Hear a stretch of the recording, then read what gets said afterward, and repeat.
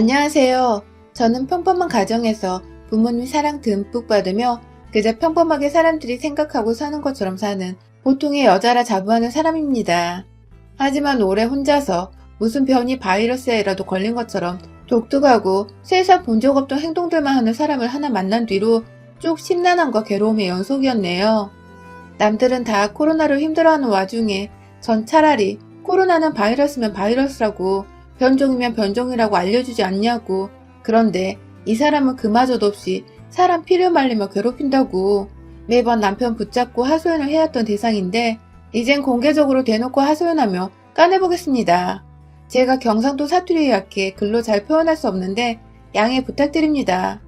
저는 위로 언니, 밑으로는 남동생이 있어요. 삼남매의 둘째로 태어나서 어릴 적에는 새것 하나 제대로 받아본 것 없이 언니의 것을 물려받으며 살았고, 조금 더 커서는 바쁜 부모님과 언니를 대신해 남동생한테 어른 노릇 한다고 어르고 달래며 누나 노릇 하느라 정신없이 살았죠. 얼핏 보면 어린애가 오래전부터 집에서 너무 치이며 산 것처럼 보일 수 있지만 사실 저는 그 누구보다 가족들의 사랑을 받으며 컸다고 자부합니다. 머리채 뜯고 싸운 적이 많았어도 다 큰 성인이 된 지금은 누구보다 제 속마음을 훤히 들여다봐주고 또 옆에서 둘도 없는 친구가 되어주는 언니와 비록 제 손으로 다 키운 것 같으나 동생 또한 제 곁에서 외로울 수 있었던 저의 마음은 달래준 더 없는 보호자였습니다. 바쁘신 부모님 아래서 삼남매가 때로는 적군에서 아군으로 혹은 아군에서 적군으로 태세전환을 하며 북적이는 분위기 속에서 참 정겹게 살았어요. 어린 시절 남매들과 함께 싸운 추억들이 너무 많아서 그 추억들이 너무 다 좋았어서 저도 언젠가 결혼을 하게 되면 아이들을 복작복작하게 낳고서 잘 키워야겠다는 생각을 했죠. 그러다가 2년 전 그 꿈을 함께 꾸고 싶은 남자를 만났습니다. 평소 연애를 했던 이전의 남자들과는 비교적 다른 분위기의 남자였어요. 뭔가 좀 더 매사에 진지하고 참을성도 많고 무엇보다 크고 작은 일에도 쉽게 흥분하거나 화를 먼저 내질 않는 이 사람. 연애 기간이 오래되면 오래될수록 그냥 연애만 하다가 끝이 나버리기엔 너무 아쉬운 사람이란 생각이 들었어요. 먼저 고백을 한다고 해서 창피할 것도 없이 그냥 제가 먼저 무턱대고 결혼을 하자며 프로포즈를 해버렸습니다. 갑자기 손잡고 길을 걷다 말고 맨입으로 결혼을 하자고. 그것도 조금 망설여하는 자신에게 하자 하며 조르는 저의 모습에 전혀 예상을 못했었는지 남편은 눈만 탁구공만큼 떠서는 껌뻑이었죠. 자기가 먼저 했어야 할 프로포즈를 왜 너가 이렇게 예고도 없이 길 한가운데서 그런 식으로 해버렸냐며 울상을 지어버리던 남편의 모습이 너무 귀여워 그 외의 부수적인 것들을 감히 파악해 볼 겨를도 없이 후다닥 내 남자로 만들어버리겠다는 빛의 속도로 결혼을 치렀습니다. 당시 스몰 웨딩이 유행이기도 했고 둘 다 소란스레 정신없이 결혼을 치르고 싶지 않았어서 가까운 친인척들만 모아놓고 아주 작게 치렀어요. 제가 하는 일이 길게는 휴가를 내기가 힘든 직종이라 멀리 가지는 못하고 그냥 가까운 제주도에서 신혼여행을 보내고 돌아와 곧장 일상생활을, 아니 결혼생활을 시작하며 저희는 본격적인 부부생활을 시작했죠. 사실 남편이나 저나 대학 때 서울로 올라와 자취를 하게 된 서울 안의 이방인이어서 서로의 부모님 집은 결혼을 준비하면서 처음 가보게 되었었어요. 남편은 부산, 저는 광주가 고향이었는데 그 바람에 각자의 가족들께 인사를 하러 가는 길만 해도 주말을 통째로 빌려야 했었죠. 일단 결혼을 하기로 약속한 후 곧장 저희 친척 언니가 광주에서 결혼하게 되어서 겸사겸사 남편을 먼저 친정으로 소개시켜드리러 데려갔었습니다. 그때도 주말을 통째로 비워놓고는 금요일 퇴근하자마자 KTX를 타고 가서는 일요일에 점심 먹고 늦지막히 다시 서울로 올라오는 일정이었죠. 저희 가족들은 저만큼이나 저희 남편을 무척이나 마음에 들어 하셨고 다 같이 요리도 하고 엄마가 준비하신 음식들로 남편을 배부르게 먹이며 나름 좋은 시간을 보냈어요.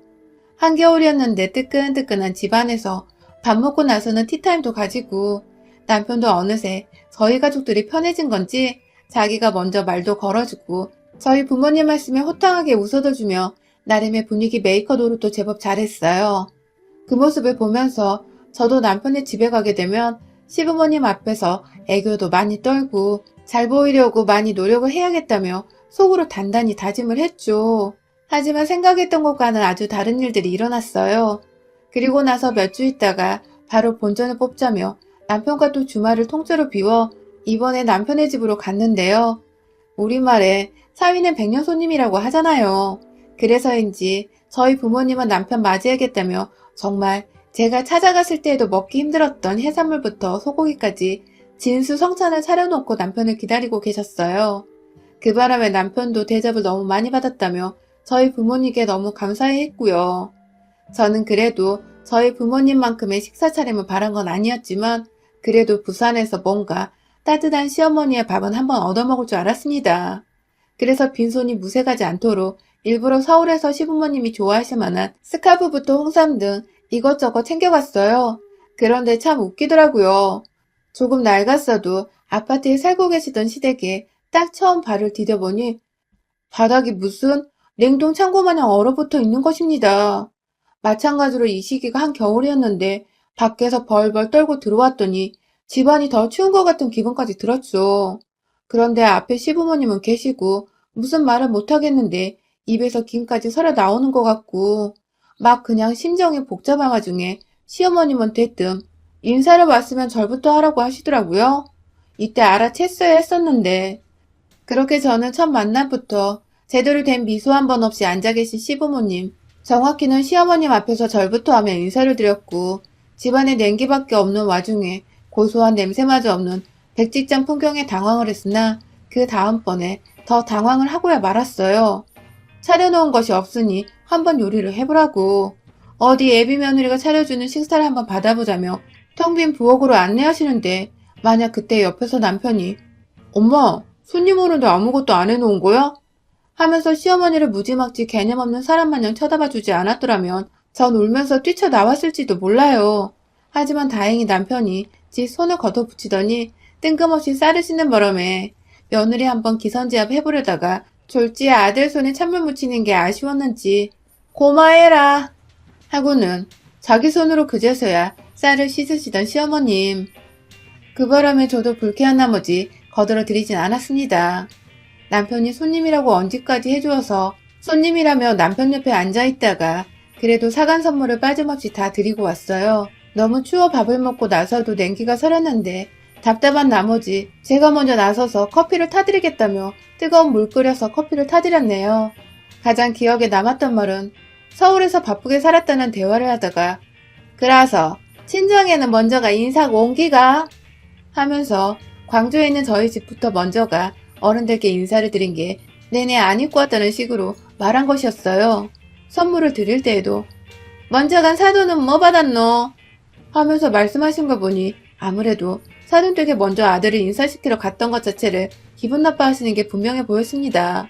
그런데 그걸 또 변명하려 하자니 대화 도중에 얘기가 너무 뜬금없기도 했었고 사돈집에 먼저 가던 본인 집에 먼저 오던 그게 화날 일이며 여자가 자기 집에 먼저 가는 게 뭐 대단히 문제인가 싶어서 저도 울컥한 마음에 굳이 변명은 안 했어요. 그렇게 서울 돌아가는 길 남편의 잘못은 없었으나 그냥 좋은 사람에게 이런 부모가 있을 줄 몰랐다는 생각에 실망을 했는지 저도 충격을 받아 생각을 하느라고 의도치 않게 침묵을 유지했고 그날 남편은 저를 집 앞까지 데려다주곤 결국 문 앞에서 눈물을 보이더라고요.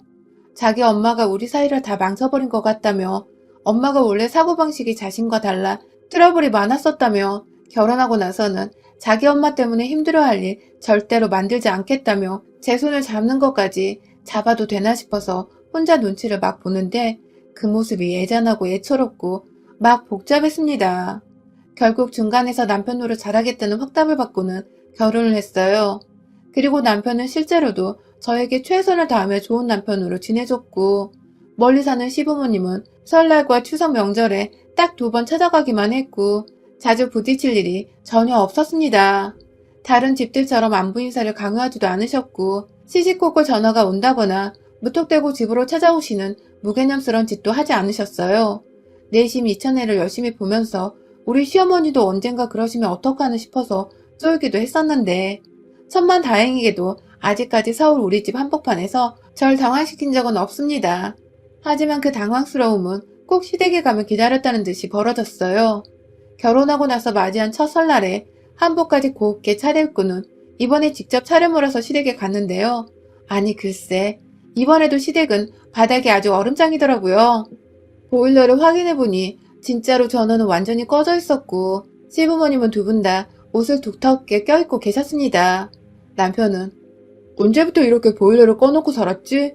하면서 이전에는 그런 적이 없다는 식으로 고개를 갸우뚱했지만 시어머니는 보일러 고장이 났다면서 저희 두 사람 앞에서 딱 말씀까지 하셨죠.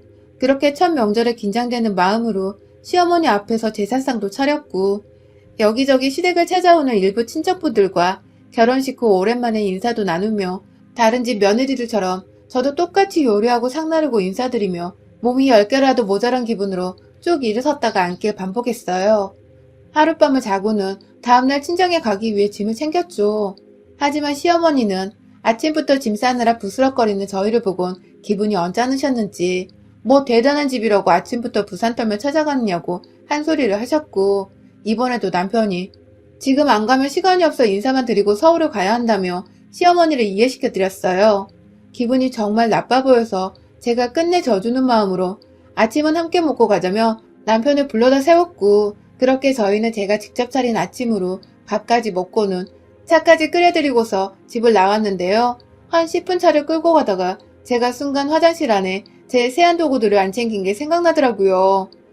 급하게 다시 시댁으로 돌아가서 챙기려고 남편의 손을 빌려 시댁문을 열고 들어갔는데 근데 저희가 시댁을 떠났다가 다시 돌아온 그 20분 사이에 무슨 일인지 바닥이 살짝 뜨뜻해진 겁니다. 기분이겠거니 하면서 급하니까 화장실부터 들어가 세면도구를 챙겨 나오는 사이 우연히 본 거실복도의 보일러 켜기. 분명 전원이 켜져 있었습니다. 그날 제가 본 걸 남편한테 말하진 않았지만 대충 무슨 상황인지 알겠더라고요. 시어머니가 일부러 며느리 온다고 아들이 추워하는 것까지 감수를 하면서 보일러를 꺼놓으셨구나 하고 말이죠. 그 바람에 찬물로 샤워도 하고 그것까지 아들도 겪어야 했는데도 불구하고 그걸 다 감수하시면서 일부러 계획하셨다고 생각을 하니 선물이 나는 걸 떠나서 어이가 없어 헛웃음이 나오더라고요. 이게 바로 10월도구나 싶었습니다. 그 후로도 저희 어머님은 한결같이 그해 추석과 다음해 설날 그리고 올해 추석까지도 보일러를 일체 꺼놓은 채 차가운 냉방 상태의 집에서 저희 부부를 맞이하셨고 저와 남편은 내내 추위 속에서 찬물 샤워를 하고 찬바람 쌩 부는 겨울을 집안에서 내내 맞이했어요. 시어머니는 보일러를 당장 고쳐주겠다며 수리공까지 부르려는 남편을 극구 막아서며 곧 이사갈 거라 안 고쳐도 된다고 아는 사람이 연휴 끝나고 싸게 고쳐줄 거라고 말씀을 하셨고 옆에서 저는 보일러 기기가 제대로 작동하는 걸 눈치채고 있었지만 끝까지 모른 척을 했어요. 더 솔직히 말하면 보일러가 작동되는 걸 눈치챈 남편이 시어머니께 얼마나 불같이 화를 내며 제 편을 들어줄지 예상이 되었기에 일단 신혼 초만큼은 제가 난처해질 싸움을 유도하지 말자는 마음이었습니다. 그냥 시어머니가 어떤 사람인지부터 파악을 하고 싶었어요. 왜 이렇게까지 며느리를 찬밥처럼 대하시는지 알고 싶었고 내 능력으로 시어머니의 마음을 돌릴 수 있을지도 궁금했어요. 조금 더 시간이 지나면 나를 가깝게 생각해 주시진 않을까. 그러면 보일러도 언젠가 작동시켜 주시지 않을까 싶었던 것이죠. 그냥 늘 언니나 남동생하고 서로 마음을 공유하며 이해하고 화해를 했던 것처럼 자연스레 시어머니와도 진심으로 통하는 화해를 하고 싶었던 것 같아요. 만약 시어머니가 그래도 상식적인 사람이라면 이 방법은 통할 것이라고 저 스스로도 믿음을 가지고 있었고요. 그런데 그랬던 저에게 상등신이었다고 인정이라도 해주듯 시어머니는 끝까지 저를 찬밥 타령했습니다. 저희가 코로나로 어른들 걱정 염려해서 이번 추석엔 시댁이나 친정 어느 곳도 가지 않았어요. 그런데 정말 거짓말 않고 지난 추석 연휴부터 최근까지 꾸준히 시어머니는 평소 안 하시던 연락을 남편에게 하면서 며느리가 시켰냐? 혹은 며느리랑 사돈 때만 갔다 온 건 아니냐? 라며 왜 추석에 집에 들리지 않냐고 계속해서 따져 물어오신 겁니다. 그간 남편은 제가 스트레스 받아 할까봐 저한테 말을 전하지 않고 있었는데 본인도 본인 엄마의 정도가 점점 심해지자 결국 명절까지 안 가면 더 큰일이 날 것 같아서 안전하게 미리 연말에 갔다 오는 게 좋겠다며 말을 조심스레 꺼내더라고요. 그냥 인사드리고 하룻밤 자고서 후딱 다시 돌아오자고 말이죠. 이 시국에 시부모님 때 그것도 남들이 시부모가 먼저 오지 말라고 극구 말리나던데 우리는 시부모가 제발 오라고 적극 권유를 해서 가야 하는 꼴이라니. 진짜 별나긴 별난 시어머니구나 싶었습니다. 그렇게 안전하게 남편 차를 타고 연말 남편이 연차까지 쓰고 저는 저대로 휴가를 써서 먼 시댁에 갔습니다.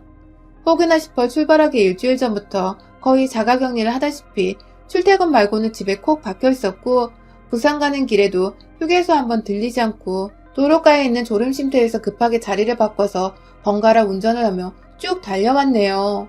그렇게 부산집에 도착을 했는데 그 개고생하고 이 시국에 달려갔는데도 시댁은 역시나 언제나처럼 보일러 꺼진 춥디 추운 얼음판이더군요. 들어가자마자 솔직히 욕이 튀어나올 뻔하는 걸 겨우 참아가며 이번에는 시어머니 하시는 걸 봐서 남편한테 사실대로 말을 해야겠다는 마음을 먹으며 인사부터 드렸어요.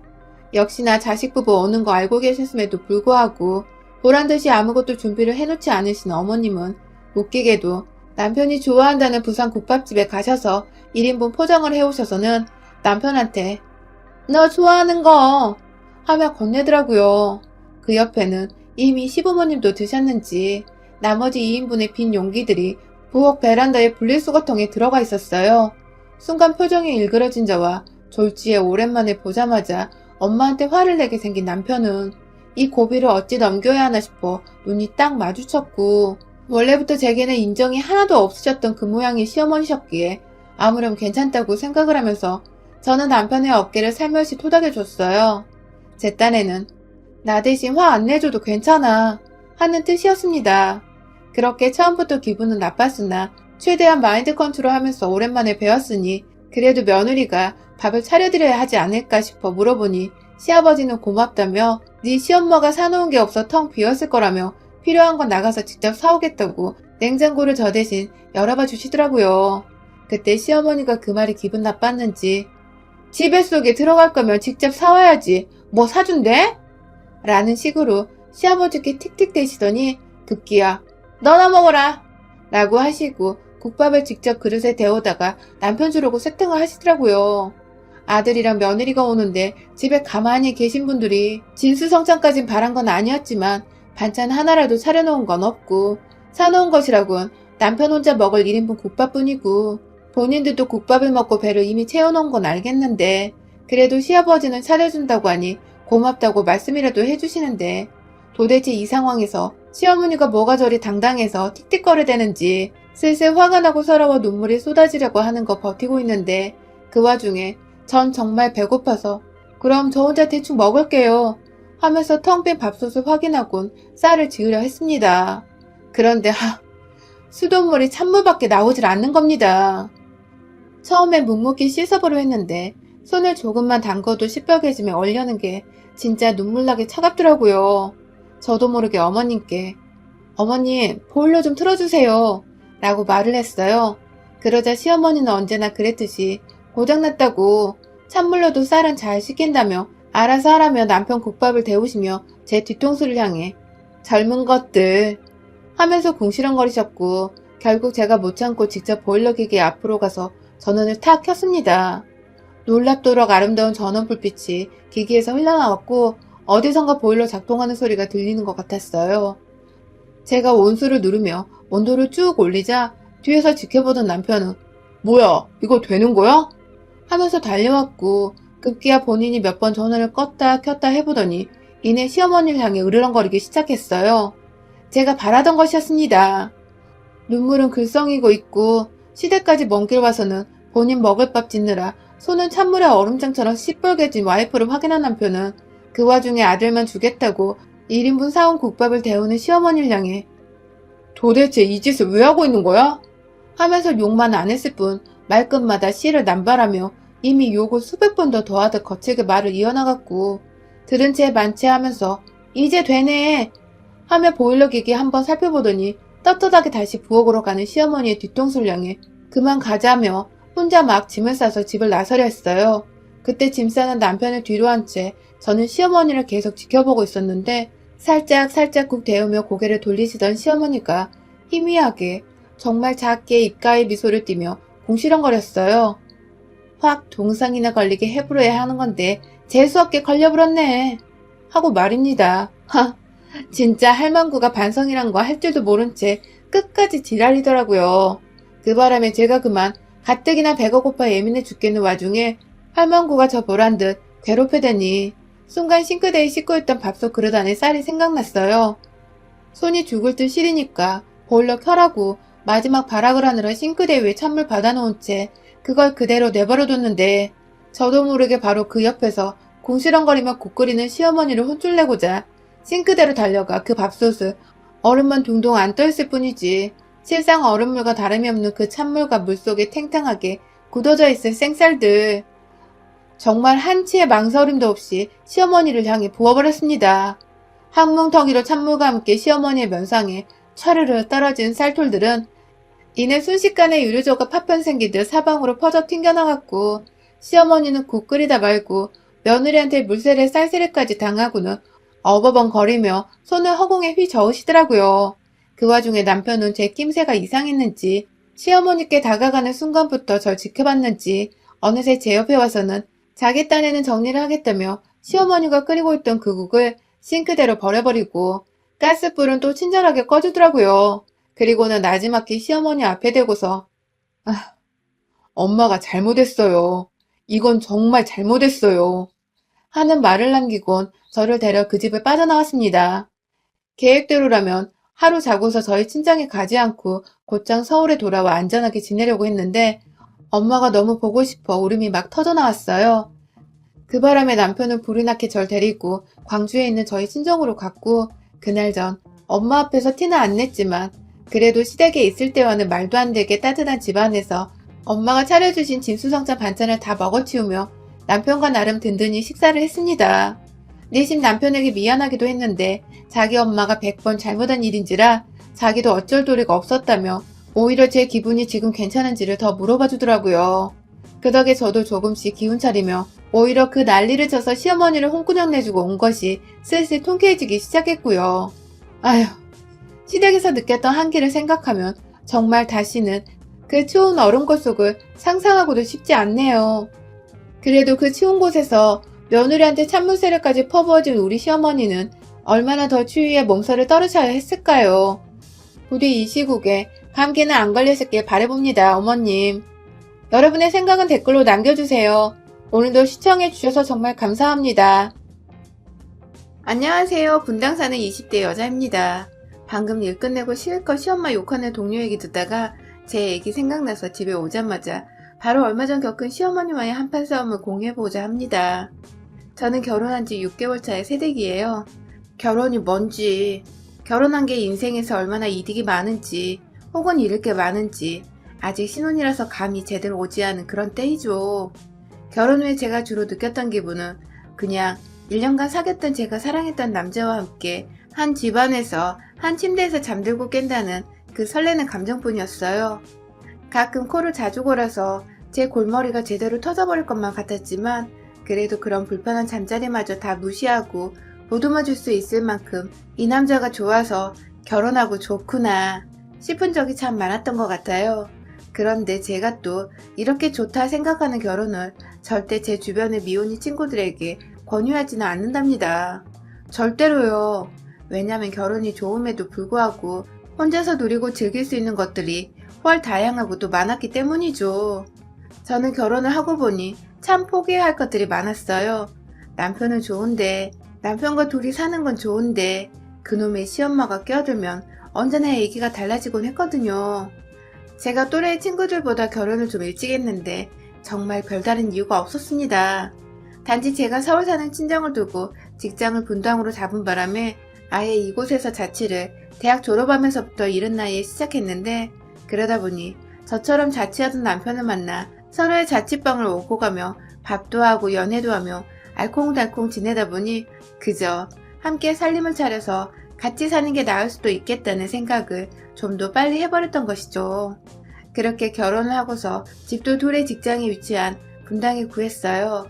저희가 모아놓은 돈도 좀 있었고 또 저 같은 경우는 자취방을 아예 부모님께서 전세를 지원해 주셨기 때문에 전세 보증금만 빼도 돈이 1억은 되었거든요. 이것저것 합쳐 돈을 모아놓고 저희 친정에서 한 번 더 금전적 도움을 주셔서 괜찮은 브랜드 아파트를 구했습니다. 물론 제 돈이 절반 이상 들어간 집이라 명의는 남편과 합의를 통해서 제 이름 앞으로 했고요. 사실 합의라기보단 아빠가 집 살 돈을 주면서 명의는 제 이름으로 했으면 좋겠다고 못을 박으셔서 남편은 아무렴 어떠냐며 알겠다고 했었었죠. 그렇게 집을 해오고 살림살이 같은 경우엔 남편이나 저나 자취를 오래 했었기에 각자 가지고 있던 가구들을 데리고 왔습니다. 정말 순식간에 뚝딱 서로의 보금자리가 생겨버렸죠. 남편에 대해서는 연애를 하는 와중에 굳이 서로의 가족 얘기를 꺼내본 적이 없으니 잘 몰랐어요. 그냥 아버님이 회사를 다니시다가 퇴직을 하신 것과 어머님은 따로 직장이 없으시다는 정도까지만 알았죠.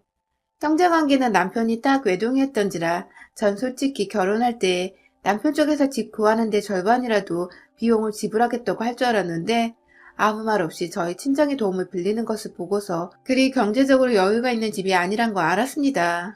굳이 돈이 없는 집에다가 억지로 돈을 요구하기도 그래서 전 계속 모른 척하며 괜찮은 척을 했고 그걸 남편도 살짝 눈치를 챘는지 자기가 결혼할 때 준비를 많이 못해와서 면목이 없다며 늘 미안하다는 태도에 사과를 내비치곤 했어요. 사실 사람이란 게 그렇잖아요.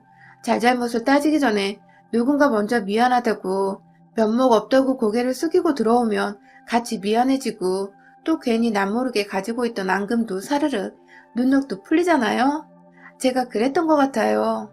남편이 막 저희 친정아버지 돈에 감사할 줄 모르고 오히려 더 돈을 막 쓰고 돈을 빌리려 하거나 눈치 없이 굴었더라면 저도 확 정이 떨어져서 신혼이고 뭐고 한 번쯤은 싸워봤을 텐데 남편이 먼저 이렇게 저자세로 나오며 늘 저희 부모님께도 잘하고 저한테도 너무 잘해주니 오히려 남편이 안쓰럽고 또 제가 더 잘 보듬어주고 싶더라고요. 그래서 전 나름 최선을 다해서 와이프로서 그리고 앞으로 살아가는 동안에 평생 함께할 동반자로서 옆에서 남편을 잘 케어해주겠다고 다짐을 했어요. 실제로 결혼하고도 내내 같이 직장인이고 돈도 비슷하게 벌어오는데도 제가 남편 손에 물 한 봉을 묻히기 싫어서 혼자 매번 출근 전이나 퇴근 후 밥을 차려놓곤 했어요. 그러면 남편은 또 눈치껏 자기가 아래서 빨래를 돌린다거나 청소기를 밀면서 집안 청소를 하곤 했고요. 참, 밖에서 보면 나무랄 것이 전혀 없는 그런 부부였습니다. 깊이 들여봐서 먼지 한 털 안 나오는 부부가 어디 있겠냐마는 저희는 그래도 그 깊이까지 들어갈 이유가 없는 부부였기에 애정을 가지고 이상적으로 살았어요. 그런데요, 지금도 갑자기 이 할망구 얘기를 하려니까 입에서 욕이 막 훈민정음 순서대로 쏟아져 나오려고 하는데요. 시엄마는 이런 제가 늘 부족해 보이고 못마땅하다고 하시더라고요. 둘이서 어떻게 살았는지 자세히 들여다본 적이 단 한 번도 없으신 양반이 꼭 저를 향해 남편을 하늘처럼 모셔야 한다는 말을 꺼내놓으며 남편을 더 섬기고 더 윗사람처럼 깍듯이 모실 것을 강요했습니다. 게다가 여러분, 고환잼이란 말 혹시 아시나요? 전 솔직히 거두절미는 들어봤어도 고환재미는 처음 들어봤거든요. 매번 저한테 머릿속에 거한재미를 되새기고 각성하라며 말씀을 하셔서 이게 절대 좋은 소리는 아닐 것 같은데 도대체 무슨 말인가 싶었는데 글쎄 인터넷에 검색해보니 사자성어로 밥상을 누니까지 훅 들어 올린다는 그러니까 아내가 남편을 지극히 공경하고 섬겨야 한다는 뜻이더라고요. 요즘 같은 세상에 절 무슨 조선시대 양반어를 모시는 비천한 노비로 보는 건지 어디서 그런 저급한 단어를 꺼내들며 남편이라고 부인한테 무조건적으로 섬기고 우러러 보란 말을 하는지 처음 들었을 때부터 쭉 한결같이 익숙해지지도 않았고 구시대적인 말들에 살짝 소름이 돋았었어요. 내가 이런 말을 듣고 있으면 우리 부모님이 얼마나 개탄스러우실까 싶어서 말이죠. 친정 부모님께 사실 너무 죄송하기도 했었습니다. 왜 제대로 시부모님의 자질을 따져보고 결혼을 하지 않을까 싶어서 결혼 후에 처음으로 이 결혼이란 것에 대해 후회를 하기도 했었어요. 참 웃기죠? 신혼부터 남편이 아니라 뜬금없게도 시어머니 때문에 새 신부가 이혼을 생각한다는 게 말입니다. 남편을 함부로 대하는 꼴을 절대로 보지 못하셨고요.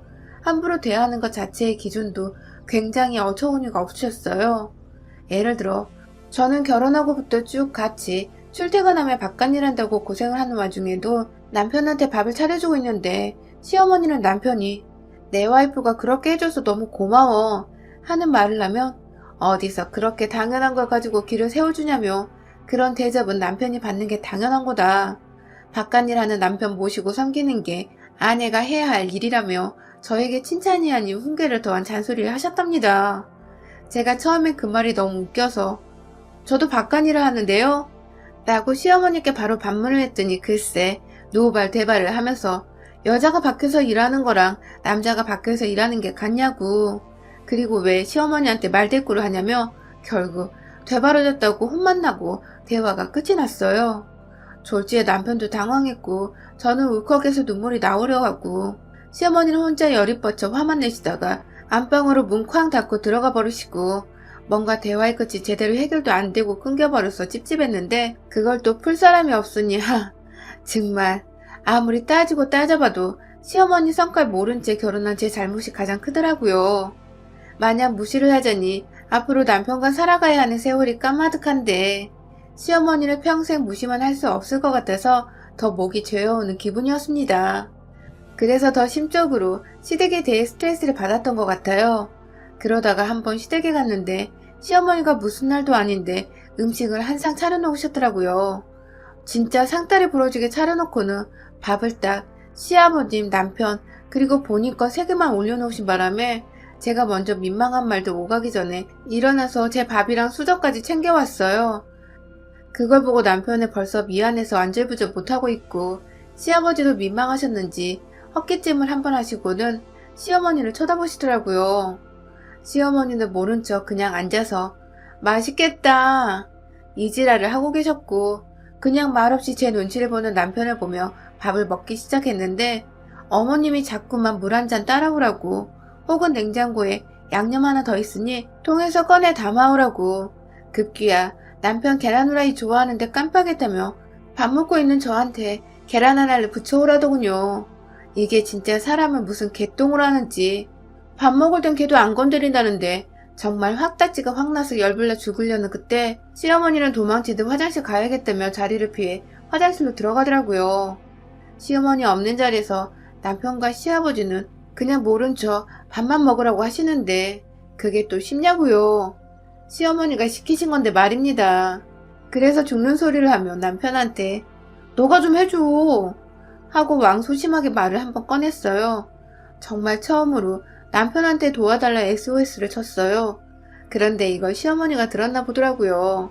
식사 자리에 돌아와서 내내 제가 남편한테 너라고 불렀다며 넌 하늘 같은 남편한테 그따구로 호칭을 쓰냐며 막 못 배워먹은 연인에 어쩌네 하며 불같이 화를 내셨고 급기야 심부름 하느라 반도 못 먹은 제 밥그릇을 뺏어가서는 싱크대에 버리는데 와 저도 열이 받아 일어나서 왜 그러세요? 라고 말하는 순간 남편이 저를 데리고 집을 나왔어요.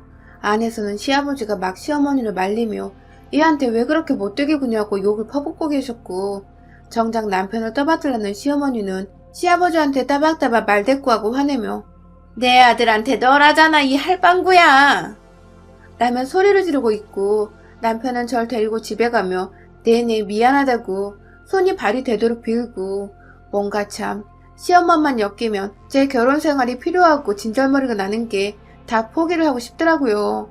남편은 그런 제 의중을 파악하고 겁이 나 계속 사과를 하고 있었던 것이고요. 그렇게 한동안 거의 왕래를 못했습니다. 못했다기보단 시어머니의 연락이 없어서 저도 딱히 연락을 먼저 드리지 않았어요. 아직도 그날의 응어리가 남아있었으니까요. 그러다가 저희 남동생이 결혼했어서 시부모님이 초대가 되었는데 아니 글쎄 이 할망구가 그날만을 의도적으로 기다렸나 보더라고요. 입구에서 한복 입고 몇 없는 하객을 맞이하고 있는데 보자마자 저희 엄마한테 야, 너 아들 결혼에 옷을 그렇게 입었냐? 하며 제 동생 커플들이 예단으로 맞춰준 한복을 지적질 하더랍니다. 그 바람에 엄마는 친하지도 않은 사돈이 반말을 틱 해버리니 어떻게든 분위기 무마를 하려고 기분 나쁜 티를 못 내셨는데 시엄마는 이게 또 만만해 보이셨는지 그날 결혼식에서 저희 엄마를 딱 2번 마주친 모두 반말로 너를 시전하면서 인사도 아니고 덕담도 아닌 지적질을 하다 가셨다고 해요. 이 말은 저도 시 끝나고 엄마가 하소연을 하며 기분 나빴다고 말씀을 해주셔서 뒤늦게 알게 되었고요. 그런데 문제는 그 후 이상하게 양가 부모님이 한자리에 모일 일이 많아졌다는 겁니다. 시어머니가 일부러 굳이 저희 부모님을 본인 집으로 불러내기 시작하신 거죠. 절대로 서로가 친한 사이도 아니었는데 이제라도 함께 친하게 지내고 싶다며 아무 일도 아닌데 시댁으로 저희 부부를 불러내시고는 저희 친정 부모님께도 연락을 하셔서는 오게 하셨더라고요. 저희도 시댁 가는 길 도중에 저희 부모님이 오신다는 걸 뒤늦게 알게 되었고요. 그렇게 시댁에 다 모이는 것도 절대로 본인이 음식을 차려주는 게 아니라 저한테 뭐 해오라고 주문하고 저희 엄마한테도 뭘 해오라고 주문을 하시는 바람에 막상 집에 도착해보니 저랑 엄마가 준비한 음식들로 모조리 상이 차려지더라고요. 그것마저도 열이 받는데 꼭 사돈인 저희 엄마한테 야, 너 수저 좀 놔라 라고 심부름을 시키고 밥 먹을 때도 묘하게 반말을 시전하시길래 제가 몇 번 어머님, 저희 엄마가 무지 편하신가 봐요? 하고 눈치껏이라도 알아들으라고 불편한 티를 내면 아무렇지 않게 나보다 어린데 촌두할 필요가 있나? 안 그래? 하며 약을 올리셨어요. 그렇게 기분 상하는 밥을 다 먹고는 하다하다 본인 TV 채널을 돌리겠다고 저희 엄마한테 야, 채널 좀 돌려봐 라고 일을 시키고 그 와중에 웃겨 죽겠는 건 우리 아빠는 무서운 건지 아빠가 바로 엄마 옆에 붙어있을 때는 또 야, 너 이딴 소리는 대놓고 못하는 겁니다.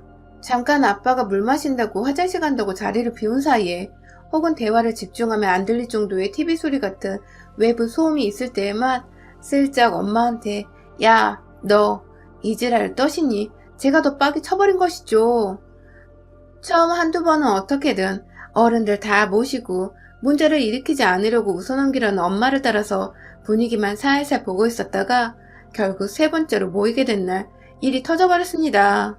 그날도 자기가 어디서 굴을 먹고 싶다고 굴을 사오라고 주문을 하신 바람에 저희 엄마는 또 사돈 드린다고 속 터지게 수산물 시장까지 가셔서 아이스박스에 굴을 담아오셨더라고요.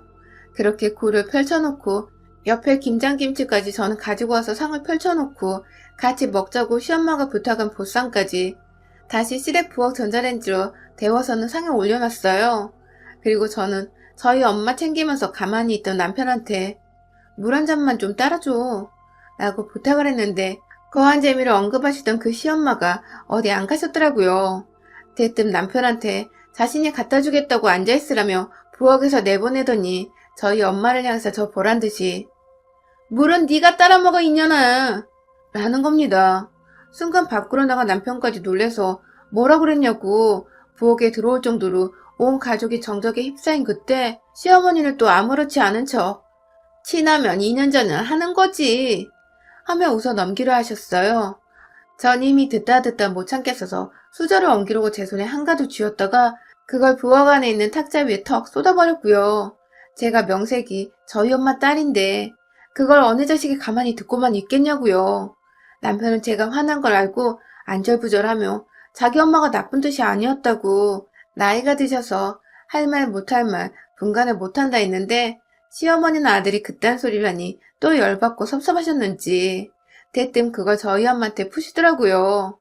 이번엔 저희 아빠도 쳐다보고 계셨음에도 불구하고 본인 감정 주체가 안 되었는지 막말을 모두 앞에서 하셨어요.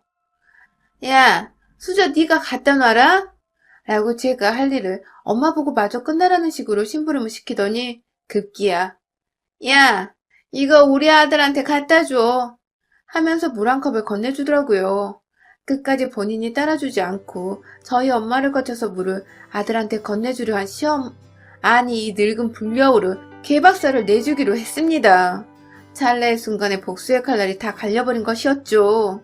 엄마가 시장에 가서 사오셨다는 아이스박스에 들어있는 진득한 냄새를 풍기던 굴들을 아직 껍질도 안 까져서 길다란 굴껍질이 고기 한 차트를 내뿜고 있던 그 상자한 봉지를 한 손으로 저 망할년 진짜 다 죽었어 하며 씩씩거리면서 들어올렸고 또다시 저희 엄마한테 야, 넌 딸 자식을 어떻게 키웠길래 어른들 앞에서 욕지랄이야? 라고 하고 있는 시어머니의 면상을 향해 예고도 없이 봉지채로 탈탈 털어 던져버렸습니다. 그놈의 야야야 야 이년아 우리 엄마한테 호칭 똑바로 안 써? 하면서 굴껍질이 할망구 얼굴을 강타하는 와중에도 더 세게 쥐어받고 싶은 나머지 제 손으로 집어서 그녀를 향해 던져버렸어요. 비린내가 진동하는 국물까지 탈탈 털어주겠다는 마음으로 입고 있는 조끼 안으로 확 봉지를 집어 넣어버렸어요. 누가 보면 며느리 행패에 겁이 질린 나머지 오줌이라도 싸는 것 마냥 바지 아래로 순식간에 비린물들이 뚝뚝 떨어지기 시작했죠.